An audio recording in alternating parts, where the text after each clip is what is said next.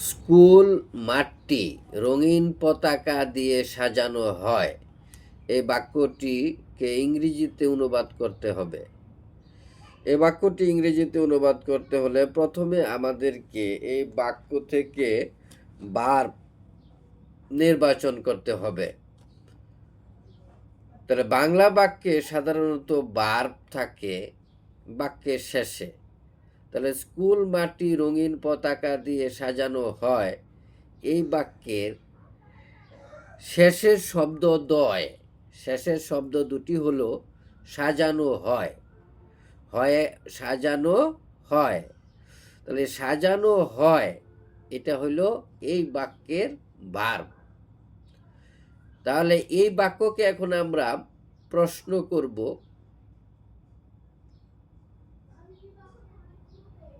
Subject নির্বাচনের জন্য। Subject নির্বাচন করতে গেলে আমাদেরকে ভার্বকে প্রশ্ন করতে হবে কে বা কারা দ্বারা। যখন আমরা কে দ্বারা যদি প্রশ্ন করি, কে সাজায়, এইখানে এই ধরনের শব্দ নাই। কারা সাজায়, এইখানে এই ধরনের শব্দ নাই। তাহলে আমরা এখন আরেকটা টেকনিক অবলম্বন করি, দেখি সাজানোকে আমরা প্রশ্ন করি কি দ্বারা। কি সাজানো হয়? স্কুল মাঠটি। তাহলে এখানে আমরা সাবজেক্ট পাইলাম কি? স্কুল মাঠটি। তাহলে এখানে আমরা লিখব the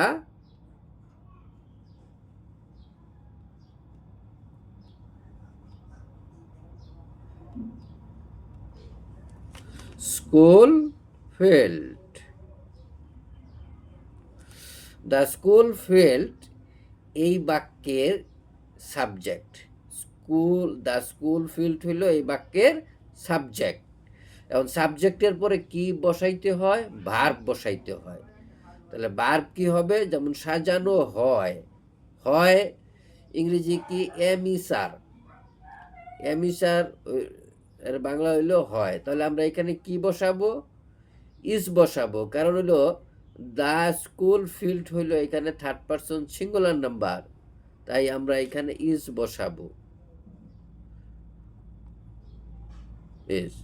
the school field is. The school field is. School মাঠটি হয়।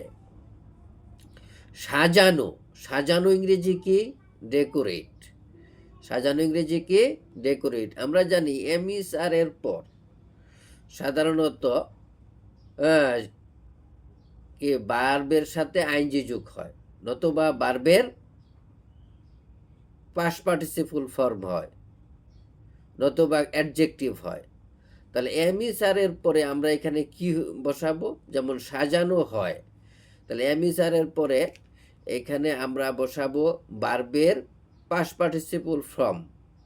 ভার্বের পাস্ট পার্টিসিপল ফর্ম কোনটা? যেমন সাজানো ইংরেজি কি? ডেকোরেট। ডেকোরেট। ডেকোরেটেড। ডেকোরেটেড। তাহলে আমরা বসাবো ডেকোরেটেড ডি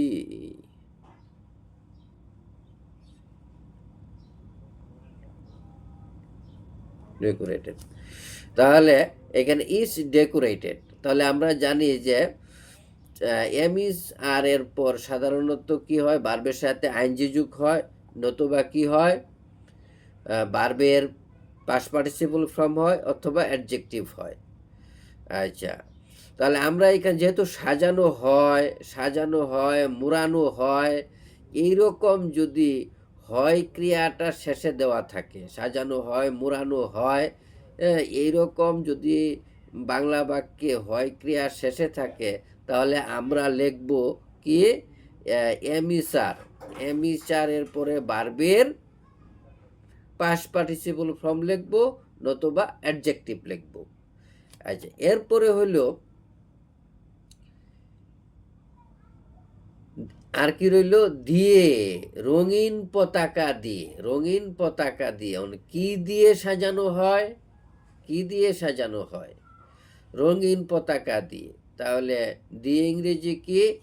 উইথ। বস্তুর আগে উইথ বসে, মনে রাখতে হবে, বস্তুর আগে উইথ বসে। ডেকোরেটেড।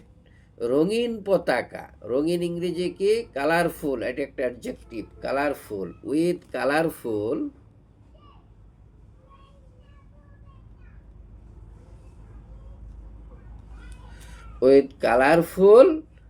ফ্ল্যাক্স, অনেক পতাকা দিয়ে সাজানো হয়েছে, ফ্ল্যাক্স।